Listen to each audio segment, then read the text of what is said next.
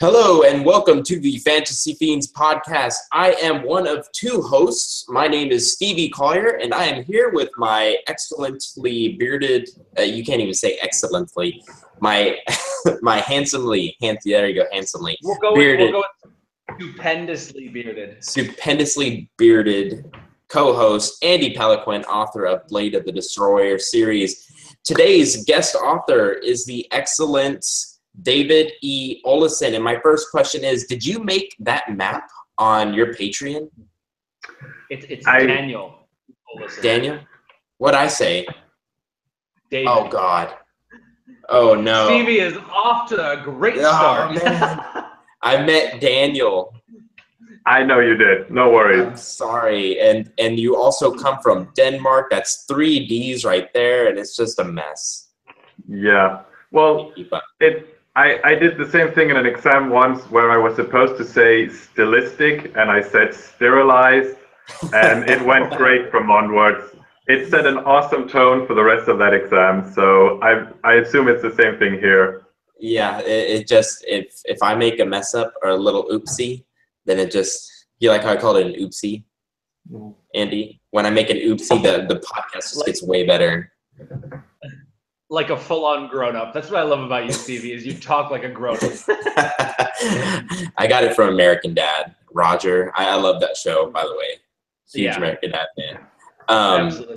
So I want to go ahead and I haven't done an update on myself as of late. It's probably like in 4 episodes, but I am finishing up my last read-through of the 4 territories, and it will be going to an editor, I'd say, halfway through next week. So I'm super excited, because I can't wait to hold it in my hand. You know, ever since I've been talking to Andy, I've just been, it was kind of a shelved book, and I brought it down and just, first I cringed, and then I read it and fixed it, and basically rewrote the whole thing. So that was just a quick little update. I'm real excited. So that's awesome. I'm looking forward to finally reading that one. We've been talking about it for so long that it's like it's the book that I should know everything about, and I know nothing about it.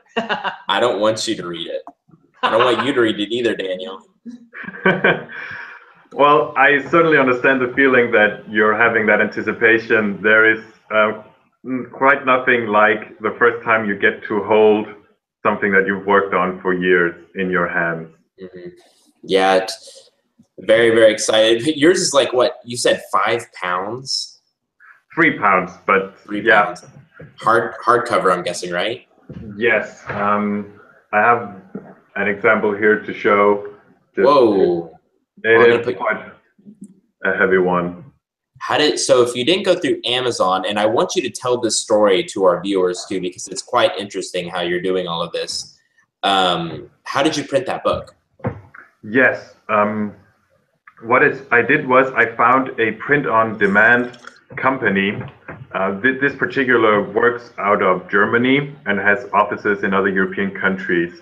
And I was able, through their website, I uploaded the actual text, the manuscript, and the cover, and specified, for instance, a detail like page 496 has to be in color because that is the map of the world, and things like that. And I could choose various options, and they also converted it into a ebook for various formats. And so I did this. I went this route because it gives me complete control still. I retain all rights and I have everything. So what I've done is I built my website to showcase the world of my setting and to distribute the book. And because ebook is free to distribute, I'm not charging for it if you download it from my site. And the only thing I ask in return is, if you read it, that is the first thing. And of course, people are welcome to leave reviews or ratings or mention it to others. And lastly, support me on Patreon, which is also where, if you want a physical copy, you can subscribe for a certain amount to get one, or contact me directly, because this print on demand company that I use, they allow me to buy as many copies as I want. I send in an order, they print the copies and send them to me, and I distribute them onwards. Very nice. Yeah, I really thought that was an interesting thing that you were doing there, because I never thought I'd see somebody who wasn't on Amazon, and which, coming from a business perspective, I'm going to talk about the positives of that, and that is being able, so let's say Amazon goes down one day, much like Facebook, you still have your community and your following, and that's why it's also important to have an email list. Andy, I feel like I'm taking over this podcast, man. I'm going to be quiet and let you talk. I'm totally cool with it. Go ahead, man. I know how much you love talking the business side of things. So as long as you don't spend the whole hour doing it, I think we're all right. Well, I thought that was an interesting, many people would call Daniel crazy. I'm going to call you David for now. No, I'm not. But I think it's a very interesting idea. I've also had, actually Andy and I both have had ideas of using a Patreon, but I know it's a very hard, it's competitive, and I would say it's a newer format. It's a newer thing, and it's up and coming. But I think what you're doing is excellent, and I just know it's going to be hard for you, especially if you're not on Amazon, because Amazon is the powerhouse. Without a doubt, and there are many challenges, and I also intend for other books or future, I may go a more traditional route and see how that works and try and combine these, and hopefully, bring my current readership, work on growing that, and then bring it into my other works and projects that might be more traditionally focused. You know what? I will say, just from a customer, I don't know if you're buying if you're buying traffic, or if you're just focusing on organic traffic to your website. But I think something you could go off of is, hey, my book's not on Amazon. It's not anywhere. It's kind of like this secret thing. And if you want a piece of this pie, you have to come to my website to get it. I just don't give it on Amazon. And even me, like, I'm intrigued by that. It's not just like anyone could get their hands on it. You have to come to the website and be a part of the community. I don't know, just some off-the-wall idea I just had in my head, and something that intrigued me a little bit. And real quick, is it in Danish? No, I have a master's degree in comparative literature with supplemental classes in English. So it's written in English. So maybe I should just be quiet and let you two handle this podcast. Well, I enjoy hearing your ideas and your knowledge about the business side, which is definitely the struggle for me and the marketing. So I appreciate already the advice you've supplied me with. Oh, you definitely need to get an email list. I'm not going to waste your time with all the negatives. You already know it, I'm sure. But the positives are, get your email list, and do you have a blog? Yes, I do. Good. Very nice. All right. Well, I think that's a cool idea. Actually, what can you put your type in the chat your website so we can add it at the end? Yes, it should be in the chat already. Oh, okay. Thank you. All right, Andy, you want to do word of the week? Yes, word of the week, Stevie. Hit us with it. Sanguini. Sanguini. To our viewers, I apologize for Stevie's lack of education at pronouncing sanguine like a pasta. Sanguine. It is like a pasta. I say that because I would like, if any other Texan, by the way, Daniel, I'm from Texas. Any other Texan, if they saw that word, it would go instantly to sanguini or sanguine. Sanguine, yeah, there sanguine. You go. So it's such an interesting word, actually, sanguine. It's an adjective that means optimistic or positive, especially in a situation that looks pretty shitty. Mm-hmm. Blood red. Like it's like these two opposites, because it has to do, it's from the origin has to do with the Latin word for blood, I think. Wait, what did you say? Blood red? Blood red, yeah. Oh, you know what? En français, sang is blood. Yeah. Because the word sanguinary means or involving or causing a lot of bloodshed. And so sanguine is blood red. Will you permit me to add something to that? Of course. Because it's actually originally, if you go back to antiquity, the Greeks had a theory of the four humors, which is what comprised your temper, your personality, black bile, yellow bile, blood, and I don't remember something else. And so if you had one of these in abundance, you were choleric. Oh, phlegm is the fourth. If you had a lot of phlegm, you were phlegmatic. If you had a lot of black bile, I think you were melancholic. And if you had an overdose of blood, you were sanguine. Whoa, That's knowledge really bomb. You know what, Daniel? I feel like I read that this theory continued into the 1800s with like they would see something coming out of you and they would judge what you had by its color, and then they would also use the planets. I read that as well. Are y'all familiar with that?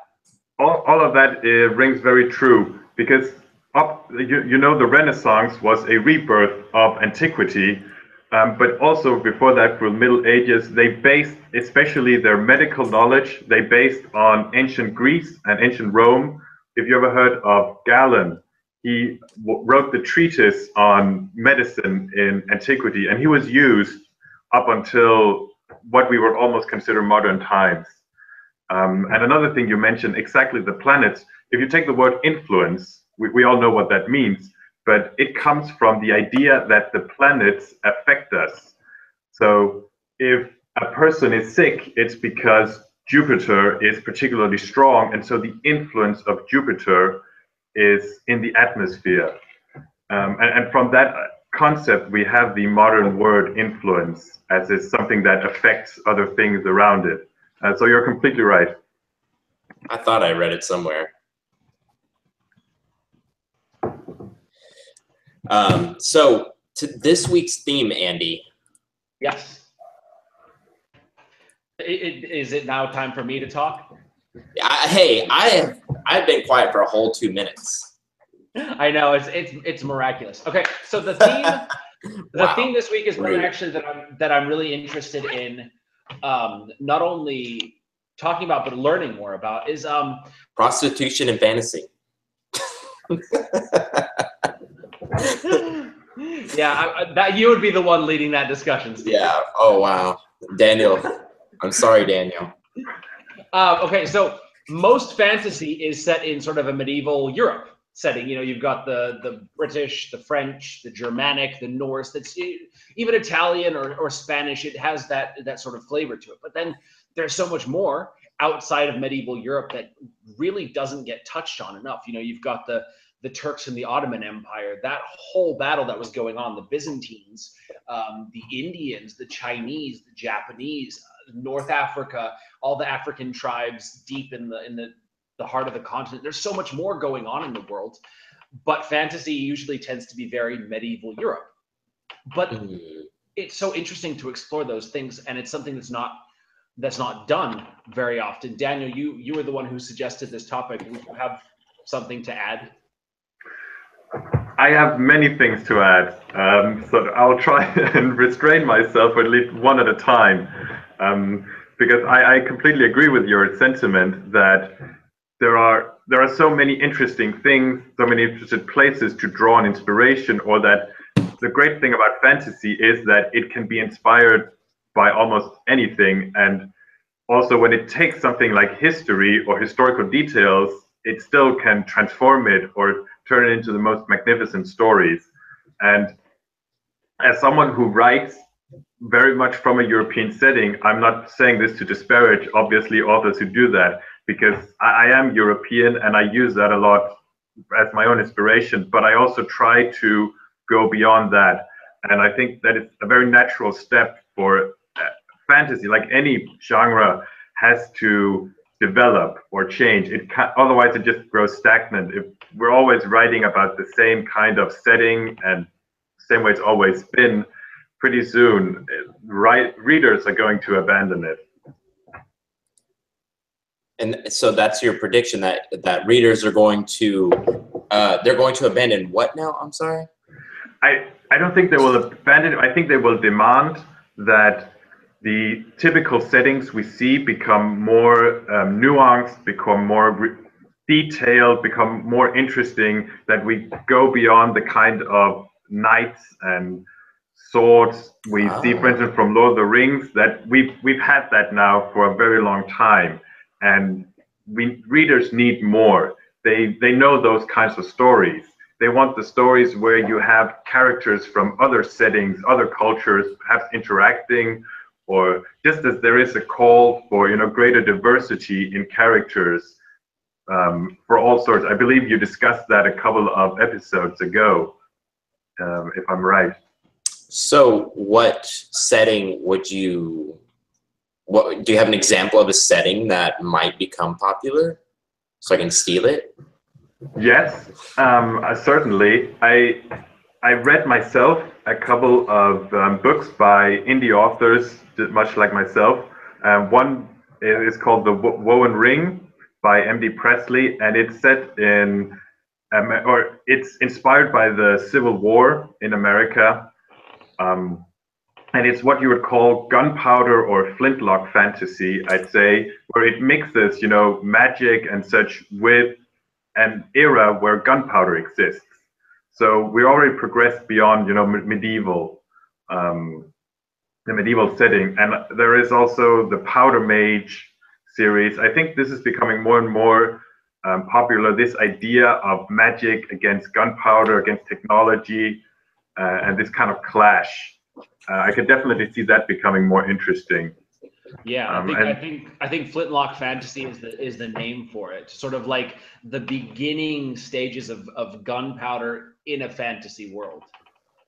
Yeah, exactly, because it can't be too advanced gunpowder weapons, because then they would wipe out everything else. There needs to be that kind of balance where they are an innovation and something that drastically alters the field, the society, but they don't just overrule everything that's come before. But then also, like, going off what you were saying, instead of just looking at the medieval setting, is the European setting. There's all these other countries and cultures that were so fascinating. I was born and raised in Japan, and so I studied.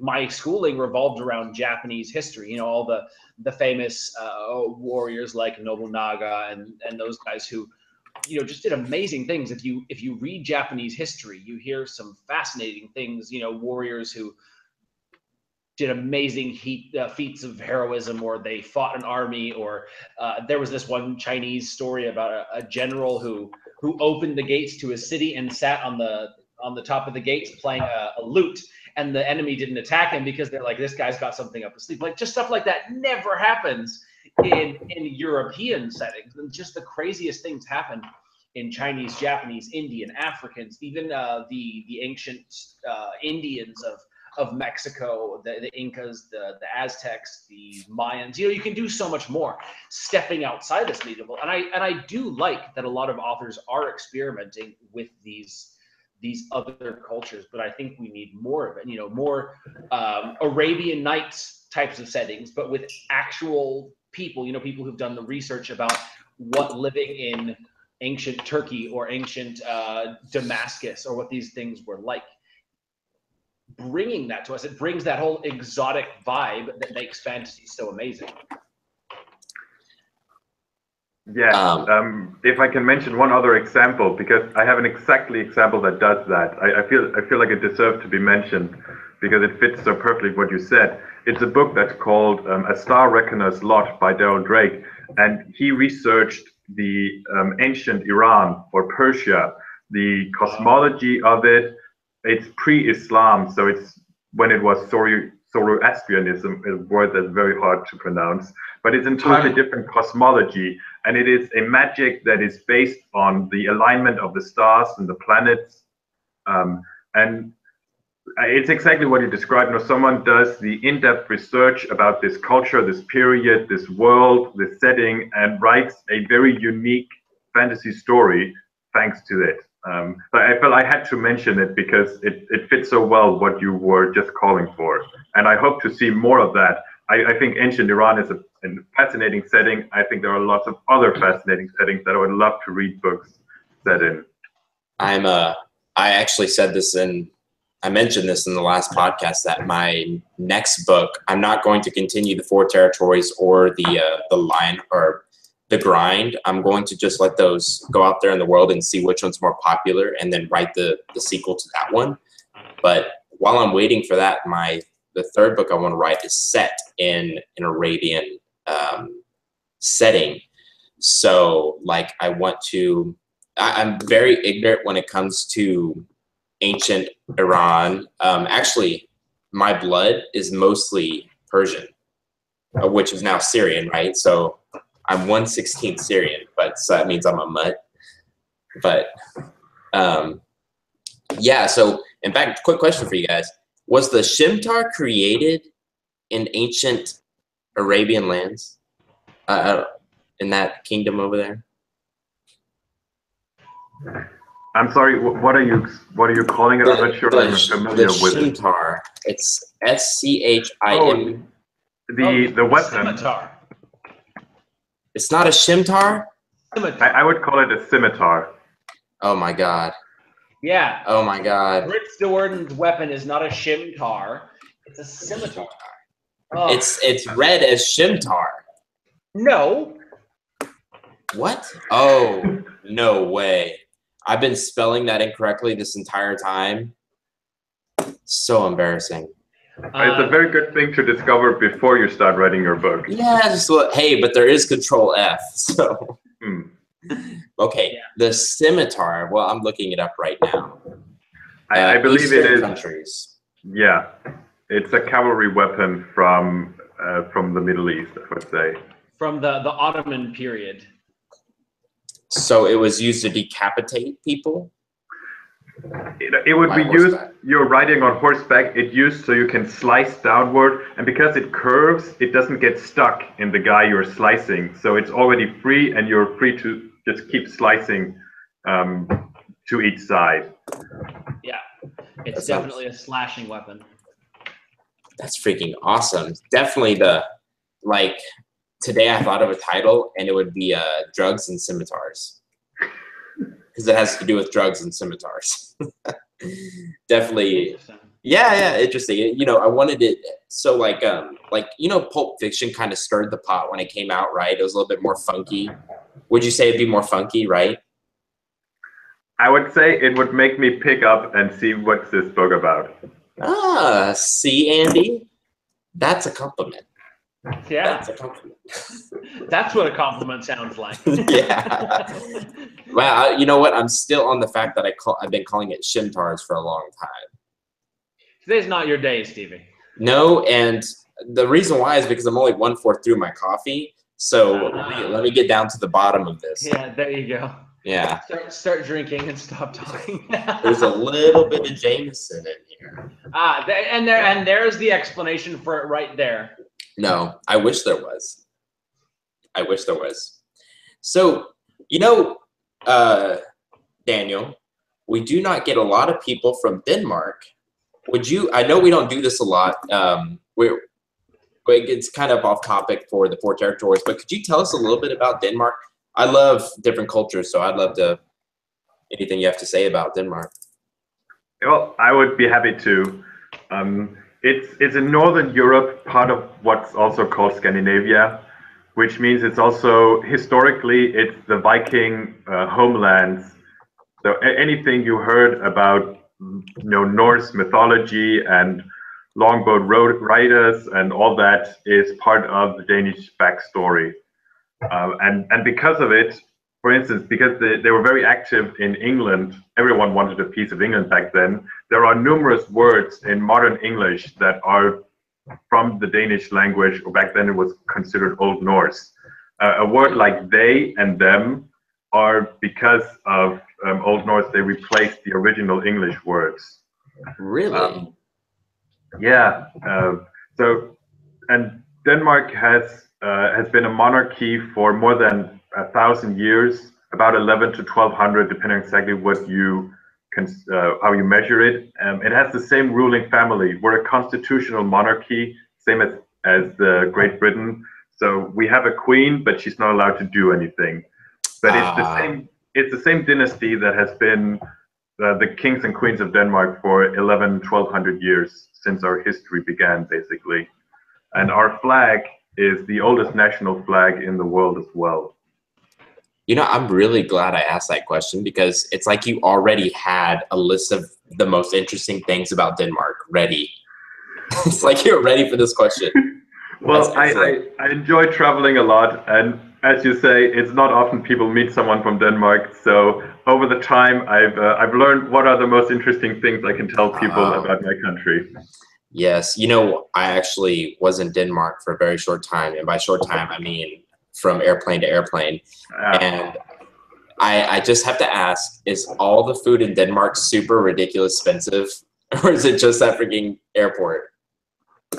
Well, I would say yes and no. Living costs are higher, a lot higher than, for instance, America. But Okay. Copenhagen is particularly expensive, and airports are always more expensive. So there are a couple of modifiers that I'm not comfortable buying food in airport either. Well, see, I thought about that modifier, and I was like, okay, it's the airport. I'm sure people aren't paying $50 a burger out there in the real world. But, you know, in the U.S. at the airport, it's not $50 a burger. So I was just curious. Well, the reason why I ask is because I was so hungry, like so hungry, and I got off the airplane. I'm like, they charged me for a ketchup packet. So anyway, that's what the airports do. I feel your pain. Yeah, they do. They have no souls at the airports. Okay, so back to the discussion. Andy, please stop taking us off topic. Thank you. So, is Flight of the Eagle not set in? Okay, Flight of the Eagle is by David. That guy, I heard of him. That guy. Is your book set in medieval Europe, or is it not, because that's what this theme is about? It is primarily, or for the first part, it is set in a very European or a very Scandinavian setting. I felt when I read a lot of fantasy that when they used like Norse or Scandinavian, it was kind of stereotypic, you know, like boisterous brawler, raider, berserkers types, blonde, blue-eyed. So I felt there was room for writing fantasy with a stronger Norse bent in terms of like the mythology and also just like names, terms, culture. And so that is a big inspiration.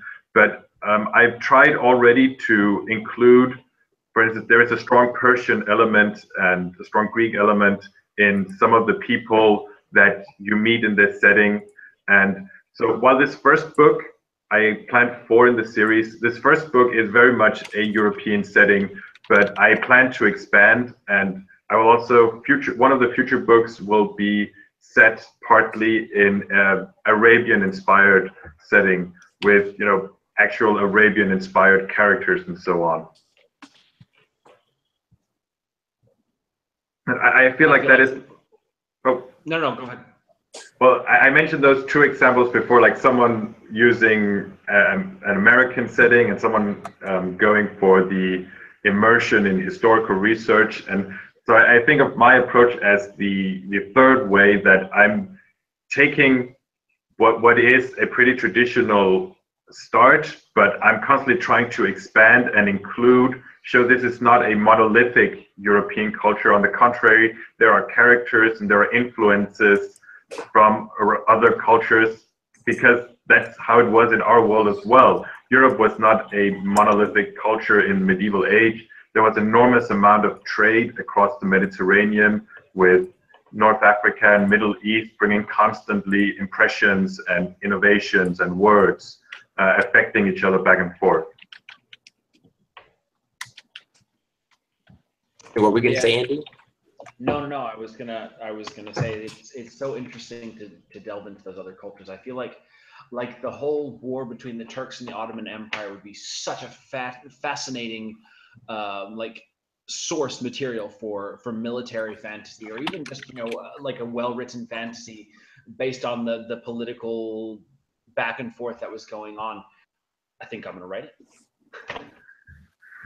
Well, I completely agree with you. I think the Ottoman Empire is very interesting as well. And it's sort of by chance, but because I travel a lot around Europe seeking inspiration and looking for research and so on. And I was at Malta, which the Turks tried to besiege in what was called the Great Siege for several months against the Hospitaller Knights, which is an enormous, interesting event. And I was at a Greek island called Corfu, where the Turks also lay siege and tried to take it, this time from the Venetians.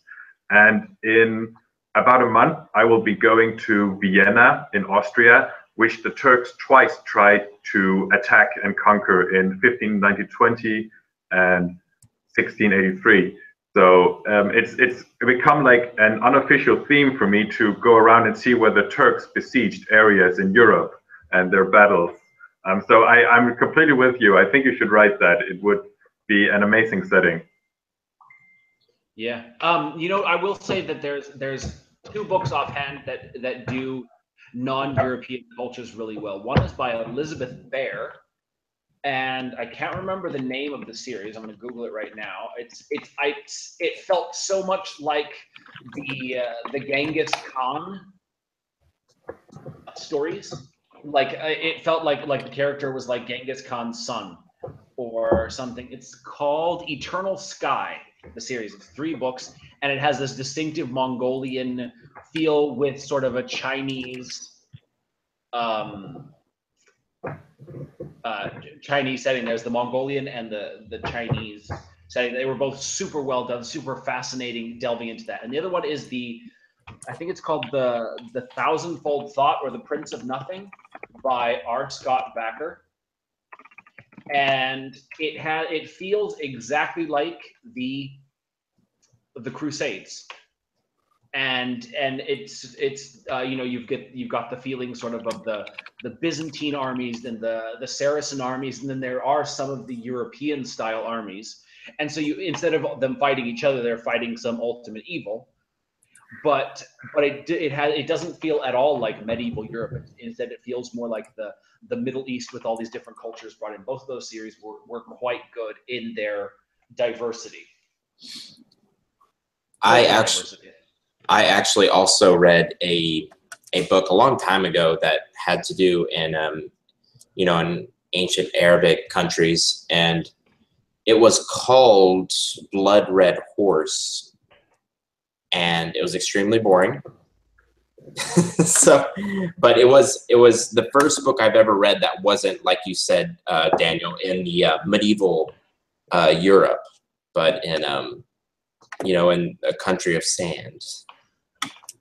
Because I remember the book was driving me crazy because they just kept bringing up sand, and I'm like, I understand you're in sand. Please, I know it's hot. You're making me hot reading this. And I put it down 2 times, but like, you just want to finish a darn book. You just like, I gotta finish it to say I finished it. That was one of them. But like, if I read the word sand one more time. Sorry, little rant there. That's fine. I think we've sort of touched the subject. We've covered it. Why don't we go into doing the reading of Daniel's epic-looking book? That's a good idea, but real quick, you guys can help me out with this. When you're talking about that part of, do you say ancient Arabic countries? How would you describe that? So whenever I'm doing research, I have the search terms. Middle East. Middle East, so ancient Middle Eastern countries. Well, you've got the Middle East describes that whole region from Saudi Arabia and those countries there on that peninsula to Iran and Iraq, Syria, the ones along the Mediterranean coast, Israel, Jordan, those ones. And I think it even includes Turkey and possibly some of the stands, Afghanistan. The stands. Yeah. Yeah. I'm not exactly sure. Like the Middle East is a very vague generalization that can integrate some of these cultures, especially when it comes to the ancient stuff. When we're talking about this theme, we're not saying that we should write a book about ancient Pakistan. We're talking about taking attributes up from these different countries, right? Because Well, I don't want to write a book. If you want to write a book about ancient Pakistan, do it. Yeah, no, I know. I think the main point is here is to do your research so that you approach the topic, with respect and understanding, and so it doesn't feel like you're seizing on some obvious pointers that can, seem kind of like a big flourish, but also kind of gimmicky. But you prove with your detail, your knowledge that this is a topic that you care about, and you approach it with the kind of respect it deserves. And I think that then you'll also be rewarded for it, because readers can tell, I think, when something is on the surface or when something has that kind of detail that shows your interest in the topic. That was very that was like a proverb right there. Very nice. It's like he has a history degree, Andy. What are you drinking? That's what I want to know. That's what everybody wants to know. Well, it's actually a kind of Danish energy drink, you might say. It's basically sugar to keep me awake because it's 3 a.m. here. Oh, geez, man, I feel bad. All right, let's get to that reading so Daniel can go to sleep. I'm very awake. I'm very pumped. Don't rush on my account. I'm very awake. I'm very pumped. That's amazing. Daniel, I've favorited your website. You actually have piqued my interest, and I want to see what it's all about. So I'll be going there. So now we actually we're about to get our feet dirty here. No, our hands dirty. God, what's up with me today? It's not even the same. We're about to get our feet dirty. Okay. Oh yes, another week on the Fantasy Fiends podcast. I look forward to this weekly. I'm not going to lie. All right, Daniel, we've got the two younger characters and the older characters. How old is this older guy?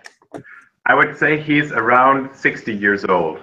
That's close to Andy. So I can't do my old man voice. Yes, definitely. Oh, he should. No, because 60 is not old man. You've got 60-year-olds who are fitter than you and me, so you can't really get away. If he was 70, 80, then I could get away with my stereotypical old man voice. But what about Leander and Troy? Do they have any accents, anything that we should be trying to do, or are they just sort of milquetoast nobodies?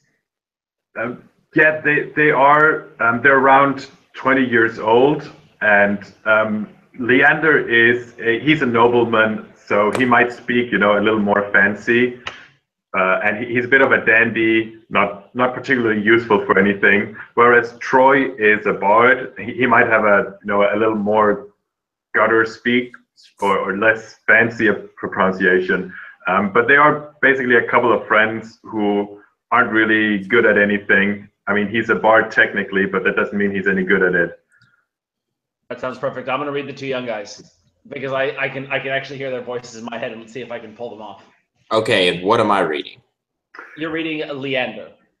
No, you'll be reading the blue, which is the Count Hubert, the old warrior. Okay, I'm the 60-year-old. Yes, 60, not 6. If I thought I heard you say. Oh no. So I'm reading the blue. You're reading blue, and Andy, you got the dark red and the bright red, and I'll deal with the black text, the narration. Okay, and just for our listeners, I want to say that Daniel is so kind as to actually color code everything in his his little passage here, so that's excellent. Thank you, Daniel. It's a little trick I learned from theater, where the actors, they get a manuscript and they immediately color all of their lines throughout the manuscript so they know. Good choice. All right, well, I'm ready to go. And what is my character's name? Leander? You're Hubert, Count Hubert. Okay, thank you. And just to very briefly set the scene, that in this city of Tofmore, there is a young queen ruling, and our two young fellows have, by no means of their own, discovered that there is a plot that this order of priests, along with noblemen and other guards, are planning to attack the palace, take her hostage, force her to abdicate. It's a palace coup, basically. And because neither of them are particularly capable, they're a bit at their wits' end on what to do. So they decide to go seek out this old warrior who was the one who trained Leander without much success to fight with swords, and was also once a protector of the old king, but disgraced when the king died during his watch. And if you feel ready, I'll start the narration, so to say. I am ready. Okay. A look towards the west revealed the sun not far from the edge of the horizon. Once it set completely, the last evening bell would toll, and all the gates in the city would be locked, separating the 5 city districts until morning. Hastening to avoid this, Troy and Leander were all but running as they moved along the central road in Tofmore. Since it was uphill, and neither man had an impressive constitution, they were soon panting and gasping for breath. As they reached the second circle, they both had to stop at the gatehouse and regain their wind while the guards watched in amusement. Let us go again, Leander said half-heartedly, and he set into motion once more. Bards weren't meant for physical exertion. Troy attempted to speak, though little more than garbled sounds came out of his mouth as he followed after Leander. Finally, they reached their destination. The house belonging to the Count of Esmark looked as empty and uninviting as ever, but the pair entered without hesitation nonetheless. Lord Hubert, my lord, are you present? Leander? Came the call from the bedroom upstairs. Lord Hubert, you are needed. There was a brief sound of doors or furniture scuffling before the Count appeared at the top of the staircase. Needed? He repeated, his voice acquiring a tone of eagerness. Yes, there is treason afoot in the city, Lord Hubert. We need your assistance to stop it. Finally. Come, boy, help me put on my armor. He said, turned around and disappeared, leaving Leander and Troy to stumble exhausted up the stairs. Entering the Count's bedroom, they found him opening an armoire. Inside hung upon a rack his armor, arms, and a surcoat with an embroidered emblem of the king's blades, a blue bell in front of 2 crossed swords. My lord, Leander said as Hubert began taking pieces of his gear out from the closet. there are traitors planning to attack the palace. Oh, excellent. It is the priests of Hammering, at least 20 of them, and they have allies among the palace guard. Tremendous. The Count remarked as he began equipping himself. We do not know whom we can trust, who are still loyal and who are traitors. Oh, brilliant. Came a muffled reply. Putting on his mail shirt dampened the sound until the Count's head appeared above the armor again. Do we have a battle plan? Well, Leander said with an uncertain voice. they will take action tomorrow morning, so if we arrest the priests tonight, that should be the end of it. Understood. Hubert nodded, adding the surcoat to his attire and giving Leander his braces to strap onto his arms. Remove the head of the snake. What soldiers are at our disposal? Well, we have you so far. So, first order of business, mobilizing the troops. You, boy. He added with a throw of the head towards Troy. You seem like the sort to be acquainted with the less reputable parts of the city. Less reputable might be harsh. Are you familiar with the establishment known as the Pork and Pepper? Yes, it's a public house in the 3rd district. Good. Go there now. You will find several men there, hired by the owner towards keeping peace among the patrons. They are former blades. Tell them to gather any others that remain and meet me by the district gate. Do you understand? Pork and Pepper, former blades, gather others and meet by the gate. Troy recited with a bard's memory. Yes, I understand. Then go! What are you idling for? Run! Right. Run. Troy said dismayed. He turned and did his best to run out of the room. Buckling his sword belt around his waist, the Count turned towards Leander. We will go to the palace. Some of the guards are also former blades. The rest may be of dubious fealty, but not them. Right, good. We should probably tell the Queen before we start a battle in the city. The Queen, yes, chain of command, quite right. He grabbed his helmet and pressed it down over his head. No more dalliances. To the palace with all speed. The Count exclaimed and moved with surprising agility. Are you well, my lord? Leander asked as he tried to catch up to him. You seem rather gleeful. Am I well? Dear boy, I am marvelous. I've been training for 12 years waiting for this. I could take on every priest in the 7 realms if necessity demanded it. How about just the white robes for now? Leander uttered with a struggle as he breathed deeply and followed the Count outside. That was fun. Whoa, refreshing. I loved the character of Leander. He was like, I know, not Leander, Hubert. He was just like this old dude. He's like, yes, we get to fight. Yeah, it's like I pictured him hobbling, and then as soon as he was able to fight, he's like, yeah, let's go. Also, I think for next week, Andy, our word of the week should be Constitution.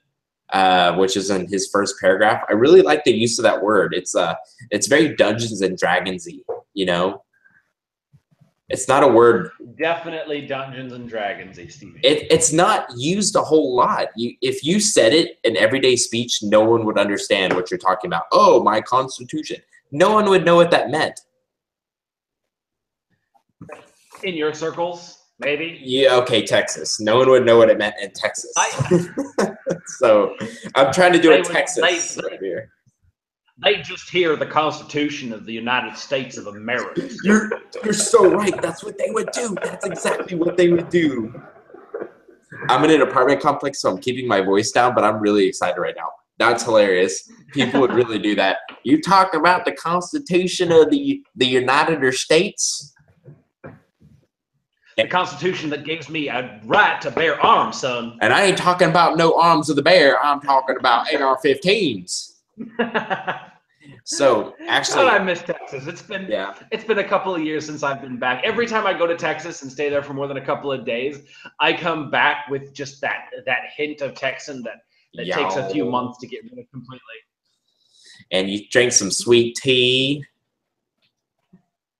Daniel, Texans aren't retarded. I'm just kidding. Some are, but most aren't. Just like anywhere. People tend to be the same. The more you go, the more you see. They're all deep down. I will say, though, quick story, but you will enjoy this. When I was in Iceland, 2 times I saw some American being really, really annoying, really dumb, and really embarrassing. One guy got stuck outside in his United States swimsuit, which was a thong, and these Icelandic people would stop and they put their arm on their chest and went, oh, say, because he couldn't get in. And I was like, oh man, pretend like you're Icelandic.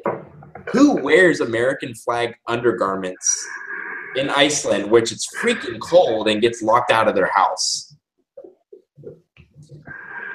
Yeah, so that's my story of Iceland. I got to travel Europe for my school helped pay for it. And so I got to go to Denmark, well, the airport of Denmark, Iceland, Italy, France, Belgium, but I never got to go to Germany. But I want to give Denmark another chance. Where would you suggest Andy and I go when we go to Denmark? I think the most obvious choice is Copenhagen. It's 800 years old city, and it's been the capital for almost that long. And so there are the various like old castles, fortresses. It's Oh not yeah. far from there. You can go to see Hamlet's castle of Elsinore is north of Copenhagen if you want to be like really fancy cultural. And it has all sorts of museums of every kind and cultural events, also often musical, like various concerts or festivals take place a lot. It has a pretty active cultural life and nightlife. I think you'd find something to suit you no matter what you're looking for. Man, I really want to go there now. Then my work here is done. Well, that's all I got. I'm good on questions. Yeah. No, I had a question for you. Two questions actually. I always hear like they, I don't know where I've seen this or heard this, but like Swedish, Norwegians, and Finnish, they're always like mocking Danes. Is that a thing, or is that just something that? Well, it is certainly true to an extent that, you know, you tend to make fun of your neighbors or those who are most like you. I'm guessing you make fun of Canadians and they make fun of Americans. Oh yeah. And it's very much the same. And I think especially make fun of Swedes because Sweden used to control Finland, so the Finns have a reason to mock them. And Denmark was always at war with Sweden, so we're old enemies that always have to make fun of each other and so on. So there is certain truth to it that it's the primary target of the jokes. Or Yeah, each you know, other. it's like sort of like how people make fun of Texans just because they're Texans. I always hear, you know, like watching people, for example, I think it was in Brooklyn Nine-Nine, a TV show where these people come from Sweden or something, and they're like, at least we're not Danish or something like that. Like there's some kind of jokes like that. Yeah, they don't speak Danish because it's a garbage language for garbage people. There you go. There you go. That So one rude. stung. I had to stop watching the episode. Wait, what episode was that? What show?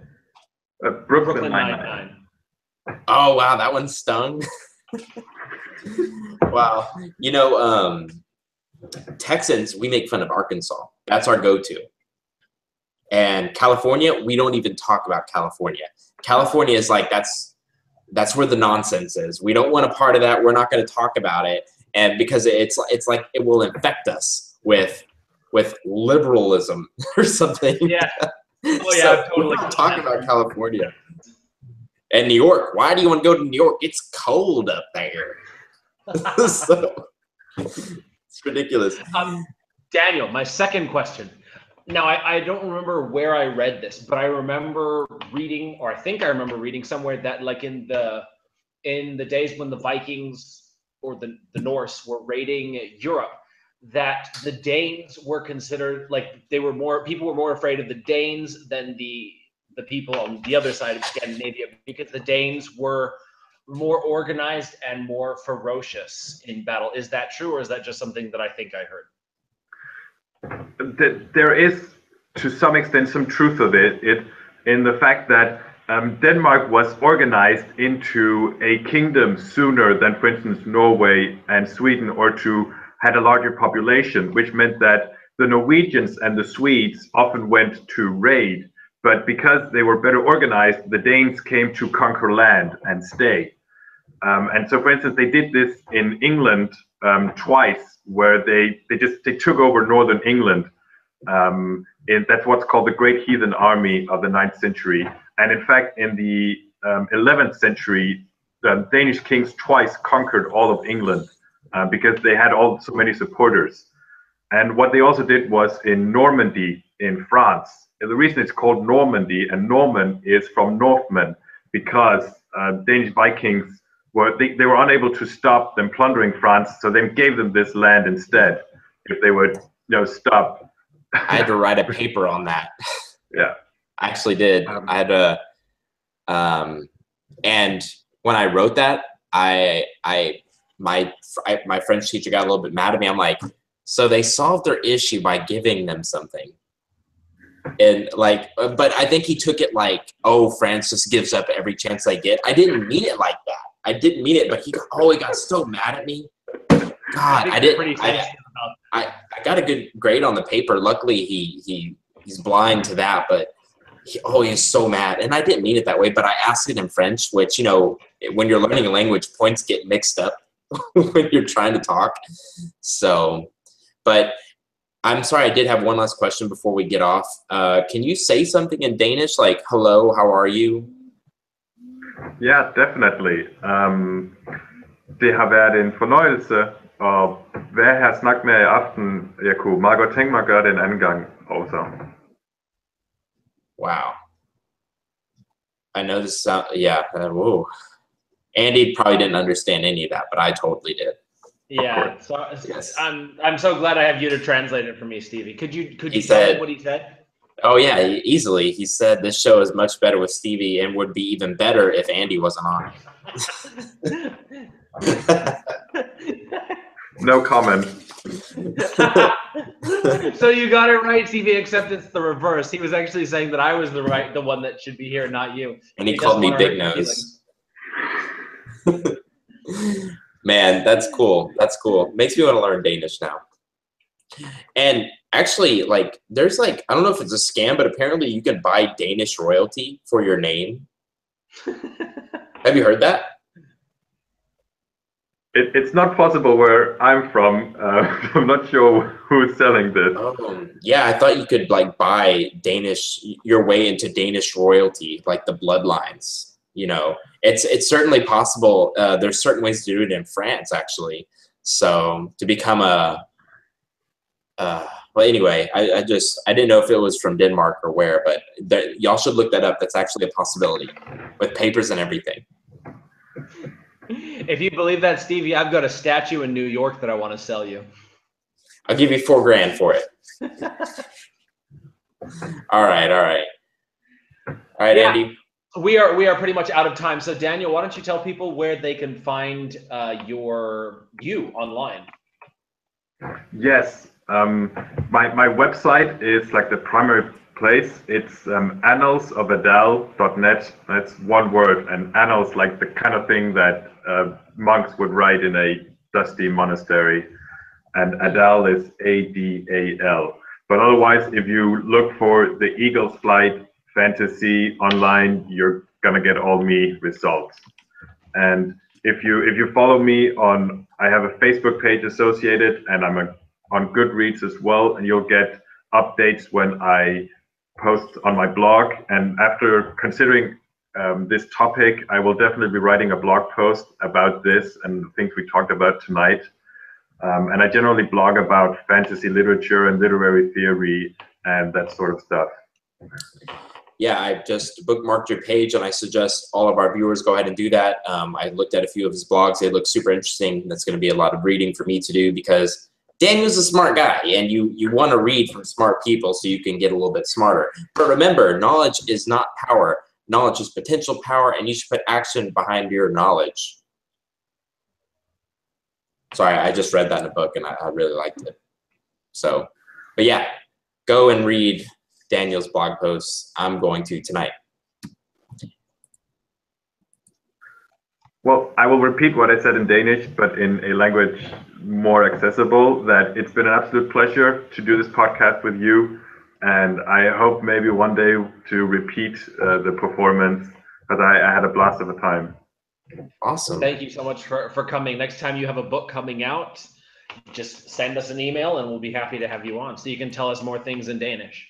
Yes, Perfect. Thank you, Daniel. Really appreciate it. And you only have one book out right now, right? I do. Okay. Well, great. Well, then I'm going to go ahead and end this podcast. Is that okay with you too? Certainly. All right. Thank you, everyone, for tuning in to this week's awesome podcast with Daniel Olesen, who is the author of The Eagle's Flight. We hope to see you next week, which our theme is, pointing to Andy.